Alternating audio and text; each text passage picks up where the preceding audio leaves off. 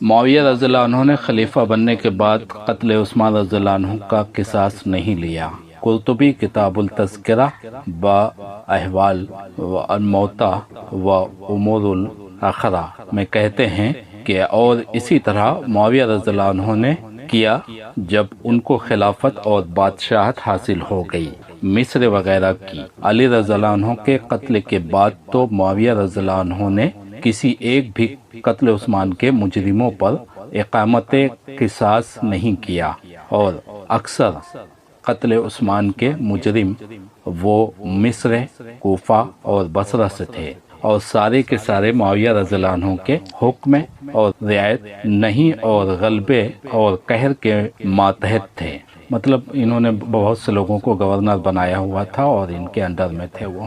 جبکہ معاویہ رضی اللہ عنہ اپنی حکومت سے پہلے قصاص کا مطالبہ کرتے رہے اور کہا کرتے تھے ہم اس کی بیعت نہیں کریں گے جو قاتلان عثمان کو پناہ دے اور ان سے قصاص نہ لے۔ احمد بن حنبل رحمہ اللہ نے مسند میں لکھا ہے، ابو بکر بن محمد بن عمرو بن حزم نے اپنے والد سے نقل کیا ہے کہ جب عمار شہید ہو گئے تو عمرو بن حزم عمرو عاص کے پاس گئے اور کہا عمار قتل ہو گئے، اور رسول اللہ صلی اللہ علیہ وسلم نے فرمایا تھا عمار تمہیں باغی اور ناپکار جماعت قتل کرے گی۔ عمرو بن عاص غمناک ہو کر اٹھے اور کہا لا حول ولا قوت الا باللہ۔ معاویہ کے پاس پہنچے تو معاویہ رضی اللہ عنہ نے سوال کیا کہ کیا ہوا؟ کہا عمار قتل ہو گئے۔ معاویہ نے کہا قتل ہو گئے تو ہو گئے، اب کیا کریں؟ عمرو بن عاص نے کہا میں رسول اللہ صلی اللہ علیہ وسلم سے سنا تھا کہ عمار کو ایک باغی اور ظالم لوگ قتل کریں گے، عمار کو ایک باغی اور ظالم لوگ قتل کریں گے۔ معاویہ نے جواب دیا ہم تو عمار کو قتل نہیں کیا، ہم نے تو عمار کو قتل نہیں کیا، عمار کو علی اور اس کے ساتھیوں نے قتل کیا ہے اور اسے اپنے ساتھ لائے، اور انہوں نے ہمیں تلوار اور نیزوں کے سامنے لے کر آئے۔ یہ وہی حساب ہے جیسے کہ جب حضرت ابراہیم علیہ السلام سے اور نمرود سے مناظرہ ہوا تھا تو نمرود نے کہا کون تمہارا رب؟ ابراہیم علیہ السلام نے کہا کہ میرا رب وہ ہے جو جلاتا اور مارتا ہے۔ تو نمرود نے 2 قیدی جیل سے منگوائے اور جس کو رہائی کا حکم ہو چکا تھا اس کو قتل کر دیا، اور جس کو سزائے موت ہونی تھی اس کو آزاد کر دیا، اور کہا دیکھو جلا اور مار تو میں بھی سکتا ہوں۔ ان کٹ حجتی ڈھٹائی، تو انہوں نے بھی وہی کہا کہ عمار کو میں نے تھوڑی قتل کیا، ہم نے تھوڑی قتل کیا، علی ہمارے نیزوں کے نیچے لے کر آئے اور اس لیے علی کا قاتل ہے ان کے۔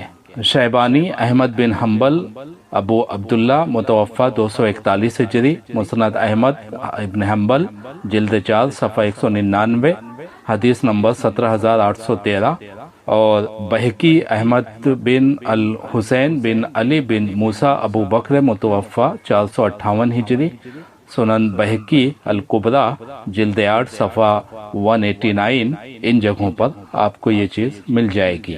ذہبی شمس الدین محمد بن احمد بن عثمان متوفہ 748 ہجری، سیر اعلام النبلہ جلد 1 صفحہ 420 اور صفحہ 426، تحقیق شعیب ارناط محمد نعیم القصوصی اور بھی ہے۔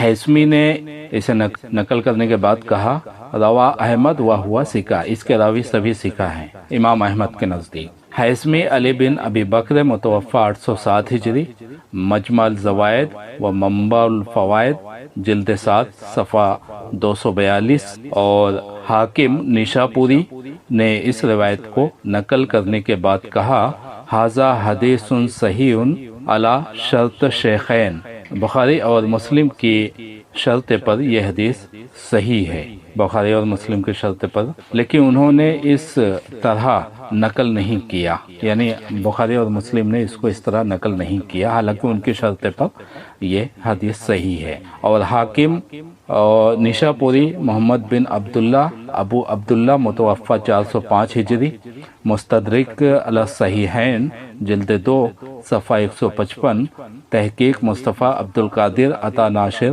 دار الکتب العلمیہ بیروت، الطباع الاولی 1411 ہجری، 1990 عیسوی۔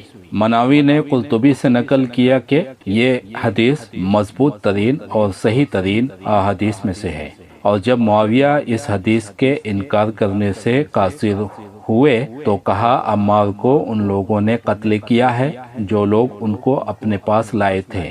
حضرت علی نے معاویہ کے جواب میں کہا اس دلیل کی بنا پر حضرت حمزہ کے قاتل رسول اللہ صلی اللہ علیہ وسلم تھے، اس لیے حضرت حمزہ کو اپنے ساتھ احد میں لائے تھے۔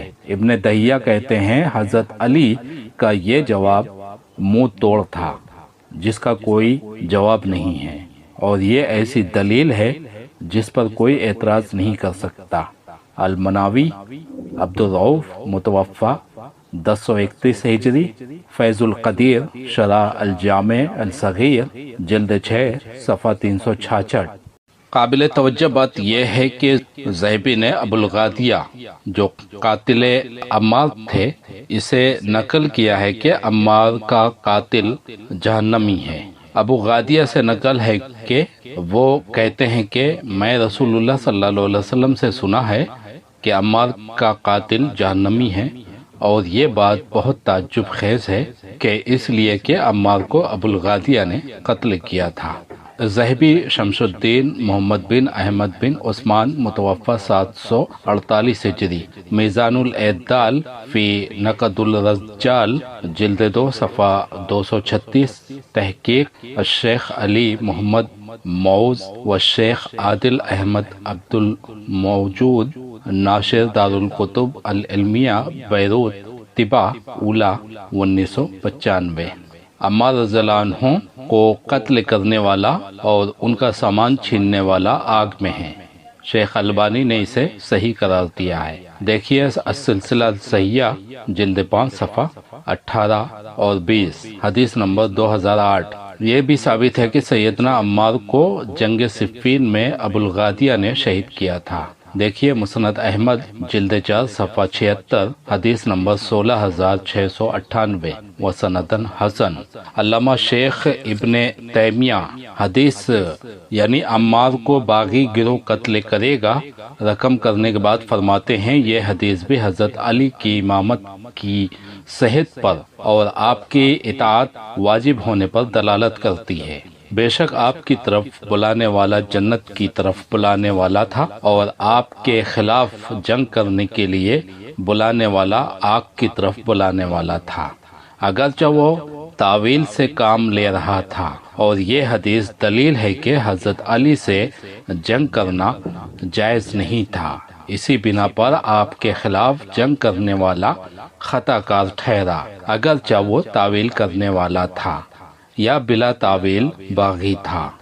دوسرا قول ہمارے اصحاب کے نزدیک صحیح ترین قول ہے، یعنی حضرت علی کے خلاف جنگ کرنے والے کو خطا کار قرار دینے کا حکم ہے، اور یہی ائمہ فقہ کا مذہب ہے۔ انہوں نے اسی پر تعویل کرنے والے باغیوں کے خلاف جنگ کرنے کی بنیاد رکھی۔ مجموعہ فتاوی جلد 4 صفحہ 268۔ صحیح بخاری کتاب الجہاد میں بیان کرتے ہیں، کتاب الجہاد میں باب باندھا ہے، باب اللہ کے راستے میں جن لوگوں پر گرد پڑی ہو ان کی گرد پوچھنا۔ وہاں پہ ایک حدیث لے کر آئے ہیں کہ ہم سے ابراہیم بن موسیٰ نے بیان کیا، کہا ہم کو عبد الوہاب ثقفی نے خبر دی، کہا ہم سے خالد نے بیان کیا اکرمہ سے کہ ابن عباس رضی اللہ عنہ نے ان سے اور اپنے صاحبزادے علی بن عبداللہ سے فرمایا تم دونوں ابو سعید خدری رضی اللہ عنہ کی خدمت میں جاؤ اور ان سے احادیث نبوی سنو۔ چنانچہ ہم حاضر ہوئے۔ اس وقت ابو سعید رضی اللہ عنہ اپنے رضائی بھائی کے ساتھ باغ میں تھے اور باغ کو پانی دے رہے تھے۔ جب آپ نے ہمیں دیکھا تو ہمارے پاس تشریف لائے اور چادر اوڑھ کر کوٹ مار کر بیٹھ گئے۔ اس کے بعد بیان فرمایا ہم مسجد نبوی کی اینٹیں ہجرت نبوی کے بعد تعمیر مسجد کے لیے ایک ایک کر کے ڈھو رہے تھے، لیکن عمار رضی اللہ عنہ 2 اینٹیں لا رہے تھے۔ اتنے میں نبی کریم صلی اللہ علیہ وسلم ادھر سے گزرے اور ان کے سر سے غبار کو صاف کیا، پھر فرمایا افسوس، عمار کو ایک باغی جماعت مارے گی۔ یہ انہیں اللہ کی اطاعت کی طرف دعوت دے رہا ہوگا، لیکن وہ اسے جہنم کی طرف بلا رہے ہوں گے۔ یہ بخاری شریف کی حدیث ہے، لہٰذا اس میں کوئی شک نہیں ہے کہ یہ حدیث کو کوئی ضعیف کہہ سکے۔ عمار کو قتل کرنے والا باغی گروہ ہوگا، اور آپ کو پتہ ہے کہ حضرت معاویہ رضی اللہ عنہ کی طرف سے عمار کو قتل کیا گیا تھا، لہٰذا حضرت معاویہ رضی اللہ عنہ کا گروہ ایک باغی گروہ تھا۔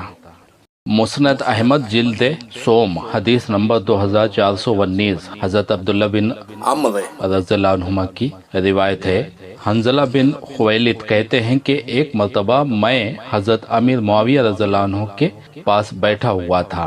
دو آدمی ان کے پاس جھگڑا لے کر آئے، ان میں سے ہر ایک کا دعویٰ یہ تھا کہ حضرت عمار رضی اللہ عنہ کو اس نے شہید کیا ہے، یعنی حضرت معاویہ رضی اللہ عنہ جو کہ بادشاہ تھے، اور ان کے کارندے ان کے پاس جھگڑا کر رہے تھے کہ عمار کو میں نے قتل کیا ہے، لہٰذا عمار کا جتنا بھی سامان ہے وہ مجھے ملنا چاہیے۔ تو حضرت ابن عمرو بن عاص فرمانے لگے کہ تمہیں چاہیے کہ ایک دوسرے کو مبارکباد دو، کیونکہ میں نے نبی کریم صلی اللہ علیہ وسلم کو یہ فرماتے ہوئے سنا ہے کہ عمار کو باغی گروہ قتل کرے گا۔